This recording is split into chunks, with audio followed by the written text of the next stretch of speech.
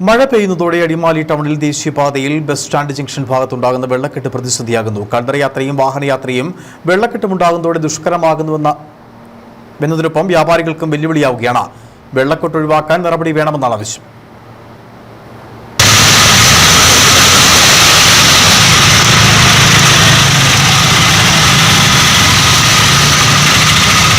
മഴ കനത്തു പെയ്യുന്നതോടെ അടിമാലി ടൗണിൽ ദേശീയപാതയിൽ ബസ് സ്റ്റാൻഡ് ജംഗ്ഷൻ ഭാഗത്ത് ഇതാണ് അവസ്ഥ. പാതയോരത്തോട് ചേർന്ന് വലിയ തോതിൽ വെള്ളം കെട്ടിക്കിടക്കുന്ന സ്ഥിതിയാണ് പരാതികൾക്കിടവരുത്തിയിട്ടുള്ളത്. വെള്ളക്കെട്ട് രൂപം കൊള്ളുന്നതോടെ കാൽനടയാത്രയും വാഹനയാത്രയും ഒരേപോലെ ക്ലേശകരമാകും. സദാസമയവും വിദ്യാർത്ഥികളും പ്രായമായവരുമൊക്കെ കാൽനടയാത്രക്കാരായുള്ള പ്രദേശമാണിവിടം.